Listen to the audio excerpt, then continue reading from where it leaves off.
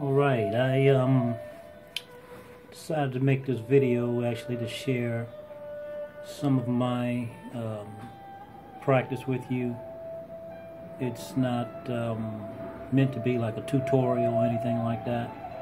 It's just basically telling you some things that I incorporate into my practice. We're going to be starting the 100-day, I call it a personal challenge. For those who have not started a standing Wuji posture practice, or even for some people who have been doing the practice and just wish to join us over the next 100 days. So we're going to be starting on actually tomorrow, which is June 1st, 2017.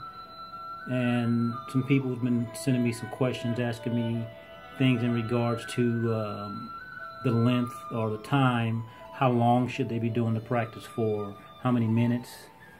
And over this 100 days, we're going to be going for 20 minutes.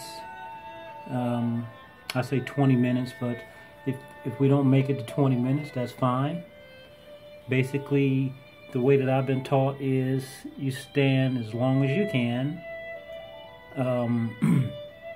without forcing yourself. So you don't want to be in a posture and you're forcing yourself to be there, building up tension or in any unnecessary tension, I would say, because just standing alone will create tension. And the reason that we're standing, or one of the reasons that we're standing, is actually to become aware of the tension that builds up within our body and release that tension, let it go. So I've had new students on the first day come in, and lo and behold, they end up standing for 20 minutes without even knowing it. And other times, new students come in and they're not able to stand 1 minute. So that's just to show you that there can be a sliding scale or a large gap as far as the time that you're able to do your personal standing practice. Number one rule I say is be kind to yourself. Don't be super critical. A lot of the times most people's problem is their mind, and I say it's the monkey mind, and your mind starts jumping around and you start getting away from your practice and you start thinking about other things. And one thing that tends to take the mind into I say the busy world is you may start to feel a little pain in your arms or your legs or whatever it may be, and then you attach to that pain. But I always tell myself the pain that I feel has actually already subsided. You know, it's already gone. It's already happened. So I do my best to not attach to it. At some point, one day in your practice, that pain will just dissipate, and you'll look up and you'll be standing 20 minutes or more. Believe it or not, it'll happen. Personally, right now, I do about 45 minutes standing each session that I do. I've been standing now for I stopped counting when it was at, I remember saying 5 years, 5 years, 5 years. Over 5 years now. I don't know how long, but 45 minutes each session. And at this point, I have a lot of time on my hands, so I'm getting in as much standing as possible. Sometimes 3-4 hours a day, but that's not for everybody. Everybody's day is not like mine. So we're going for, like I said, 20 minutes. Let's talk about what do we do when we're standing, or what do I do when I'm standing with my busy mind. When I first started studying Tai Chi with my first teacher, he had me study meditation before he really started teaching me any type of movement. And we were doing Zen practice, sitting meditation, and he taught me a method. And I applied the same method that I was doing in my sitting practice, I applied to my standing practice. And the method is what we call counting the breath. So that gives the mind something to do. So you're actually counting your breath and I'll explain to you the way that the process goes. So upon inhalation, you think in your mind the number 1, and then you exhale. That's one respiration. So it's inhale, exhale, that's 1. You inhale, exhale, that's 2. Inhale, exhale, that's 3.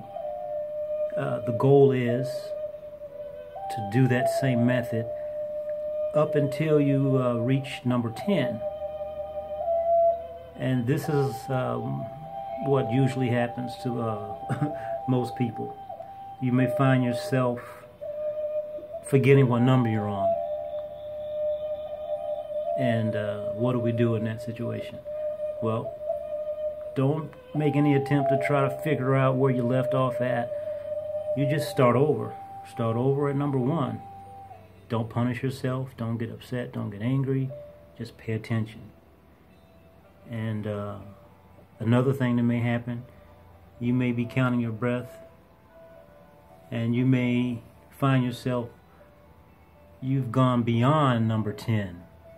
You may be on number 16 now, number 11, number 12, or whatever. Once again, don't punish yourself. Just start over, go back to number 1.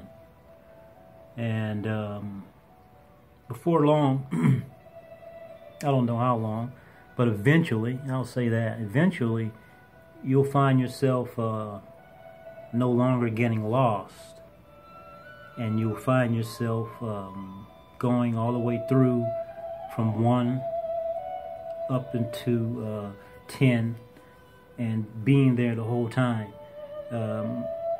Basically, you're training yourself to stay there, and the monkey mind will no longer take over and take you into other things. The other things may be a bird may fly by, and you may hear the bird, or you may start trying to identify what kind of bird is that.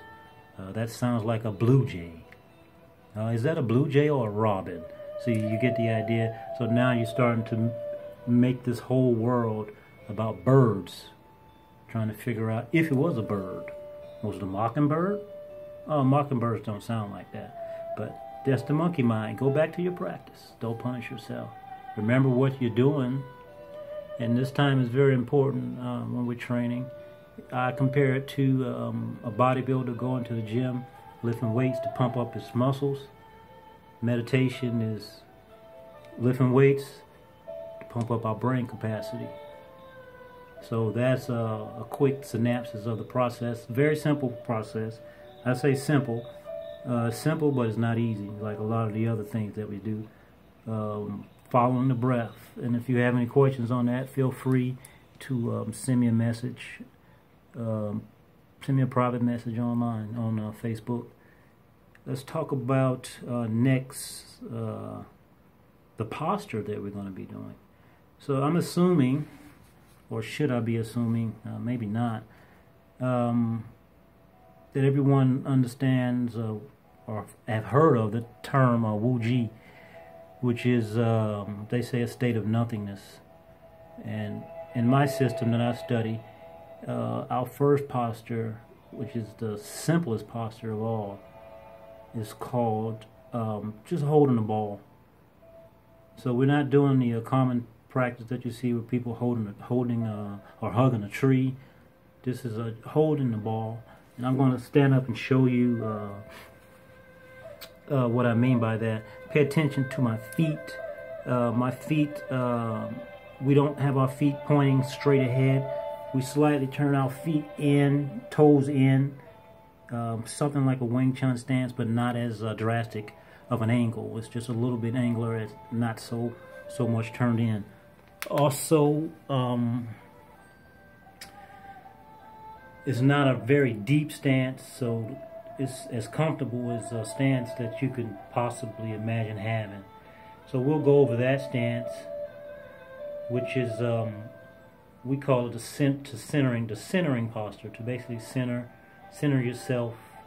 And Once we do that, we'll go into another posture. After you go through the charge ups, call it charging up, we go through a discharge. So you discharge all of the tension that you gather. So pay attention to my feet. We stand with our feet about shoulders width apart. Not a big far stance outside of my shoulders, but inside of my shoulders. Very, not too narrow.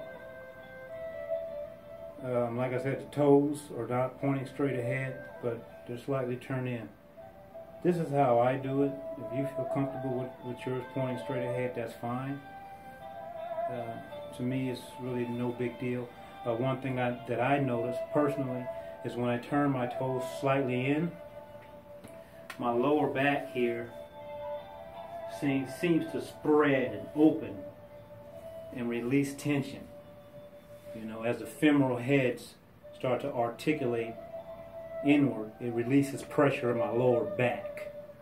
So just that alone allows me to stand in a little more comfortable position. You can play with it if you like and see how it works for you.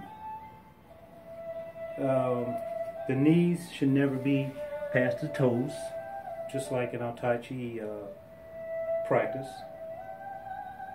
We want to relax the chest, so we don't want the chest sticking out like a proud soldier. We want to relax. Concave the chest, which gives you a round turtle back. I call it bird chest, turtle back. The crown point, or the bivalve, we want it suspended above as if you're hanging from a string. So basically what we're working on is feeling our bony skeletal structure and letting everything else relax, kind of like dangling from above. Alright? Our hands come up in front of our belly button as if holding a ball, like so. Fingers are relaxed, thumbs are relaxed, everything is relaxed. Always keep a little space under the armpit, so you don't want the armpits closed off. You don't want it closed off, you want it open. You want to make sure your shoulders are relaxed. Shoulders are not raised up, shoulders are relaxed down. The dantian, or your center, you pay attention to this area. As you relax it, your knees will slightly bend on their own, so you don't have to think about bending your knees. You just relax the body and the knees will bend automatically on their own. And once you do that, you can be really loose here. All this is very loose now. Able to move all of this freely. But if I'm here, it just moves differently. See? The knees are pushing outward. Although my feet are slightly pointing in, my knees are pushing out and not collapsing in. So I don't want my knees to collapse in. I want them pushing outward, outward pressure. Straight up and down. Another thing that I imagine is my tailbone. My tailbone is dropping straight down in between my legs, in between my feet at the 50-50 point. So I imagine that I still have a physical tail. Sifu calls it the third leg. Going down.